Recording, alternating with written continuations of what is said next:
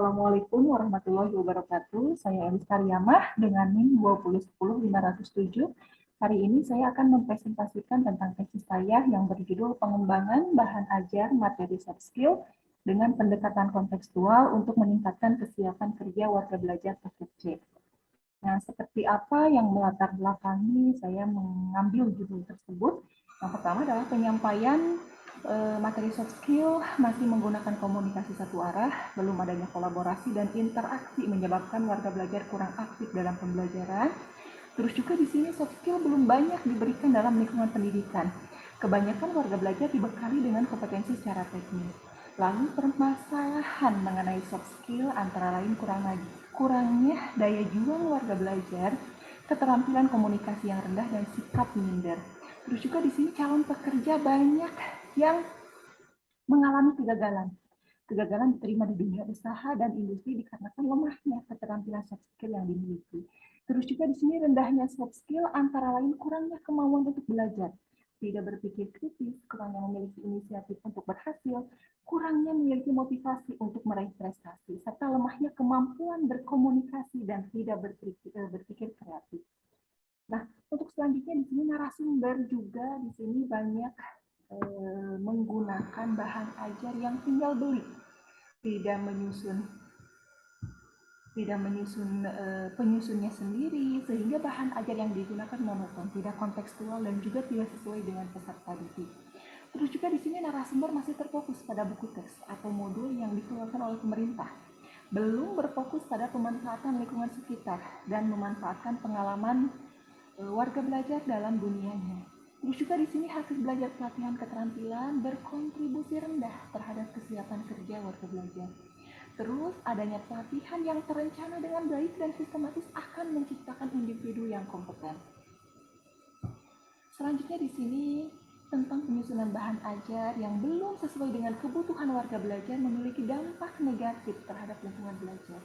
Terus juga narasumber masih mengalami kesulitan dalam memilih dan menentukan sumber belajar secara optimal sesuai kebutuhan warga belajar. Terus juga di sini salah satu pengembangan bahan ajar yang tepat yaitu bahan ajar integratif yang berbasis dengan pendekatan kontekstual. Pengembangan bahan ajar berbasis kontekstual sangat berdampak pada aktivitas pembelajaran, yaitu menumbuhkan minat, motivasi, dan hasil belajar warga belajar.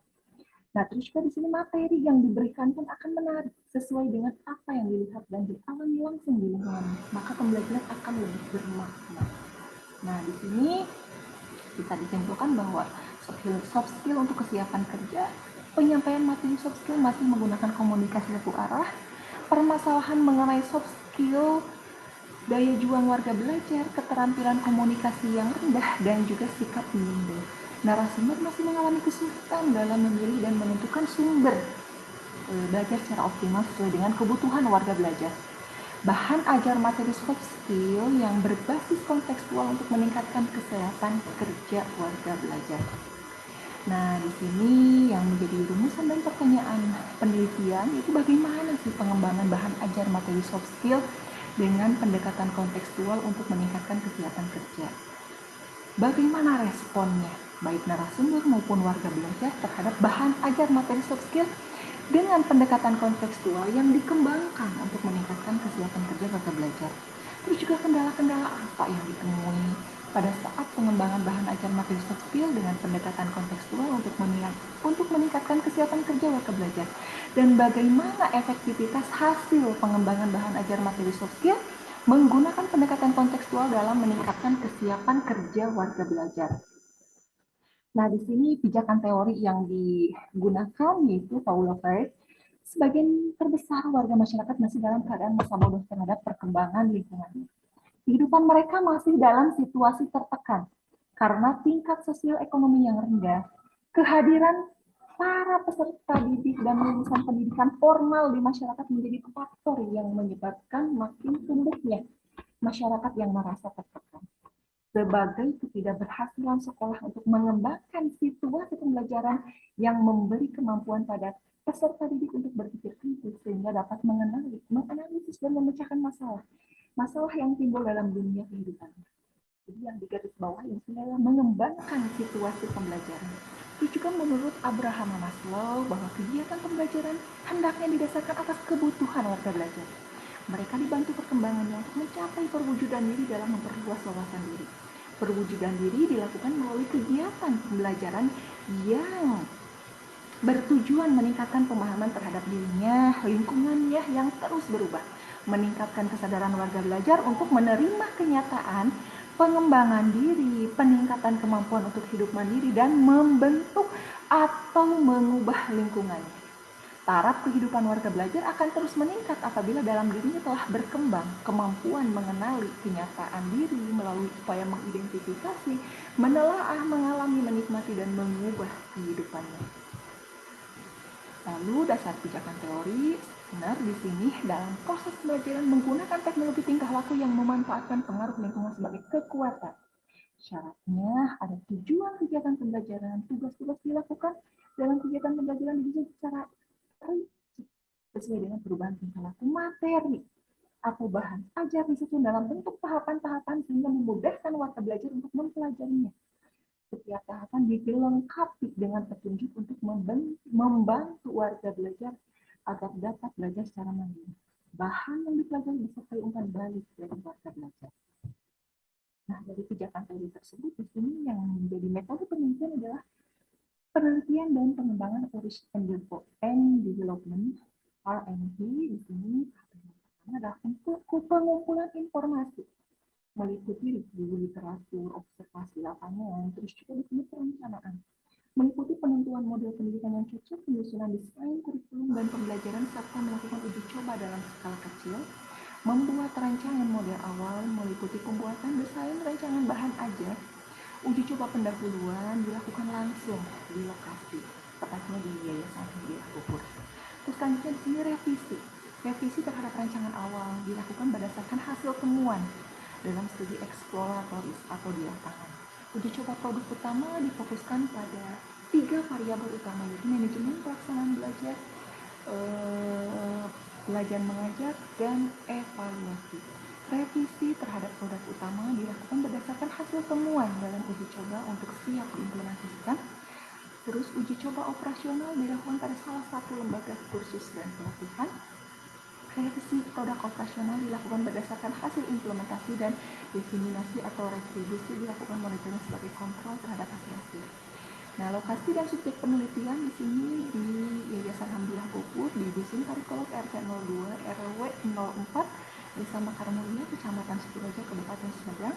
Uji coba luas pengembangan bahan ajar untuk materi soft skill di Lembaga Khusus dan Pelatihan Al Bogor yang beralamat sama. Untuk selanjutnya di sini teknik pengumpulan data menggunakan wawancara, observasi, studi dokumentasi, dan kuesioner. Tahapan yang pertama adalah tahapan orientasi, tahapan yang kedua adalah tahapan eksplorasi, dan tahapan yang ketiga adalah tahapan membership. Dan teknik analisis data di sini ada data kuantitatif dan data kualitatif.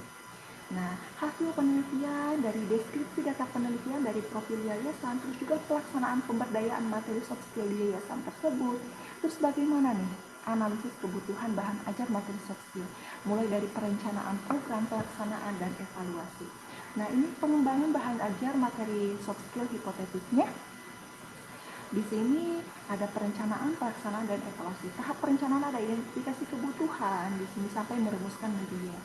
Tahap pelaksanaan di sini dari pembinaan keakraban sampai untuk meningkatkan kesiapan kerja, soft skill kesiapan kerja, dan evaluasi ada tes.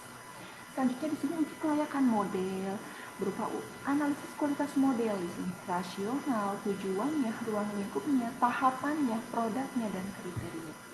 Terus juga penilaian ahli, data hasil validasi aspek didaktik untuk bahan ajar. Di sini datanya valid untuk identitas validasi.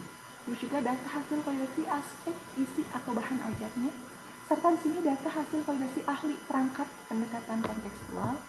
Dan di sini uji lapangan 1 dimulai dari persiapan, pelaksanaan, dan hasil uji coba lapangan. Di sini berikut data hasil validasi narasumber perangkat model. Terus juga ada revisi pertama, revisi kedua, dan revisi ketiga di sini. Dan selanjutnya adalah uji lapangan kedua, mulai dari persiapan, pelaksanaan, dan evaluasi. Terus di sini bagaimana sih komposisi respon warga belajar? Di sini 85% positif dan 15% merespon negatif. juga hasil uji efektivitas bahan ajar materi soft skill dengan pendekatan kontekstual untuk meningkatkan kesiapan kerja.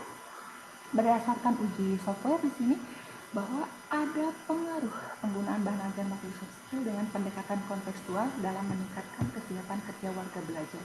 Yang menjadi faktor pendukung dan penghambat tentunya di sini pemilihan keterampilan waktu praktik sumber belajar juga ya sarana pendukung. Keterbatasan waktu ini menjadi faktor penghambat juga. Terima kasih presentasi untuk tesis saya telah selesai. Saya ucapkan terima kasih kepada pembimbing 1, Profesor Arifah yang sudah membimbing dan membina untuk kelancaran penyusunan tesis ini, serta pembimbing 2, Bapak Dr. Nandang yang sudah memberikan waktu dan juga tenaganya untuk membimbing dan membina saya dalam penyelesaian tesis ini. Sekian, terima kasih. Wassalamualaikum warahmatullahi wabarakatuh.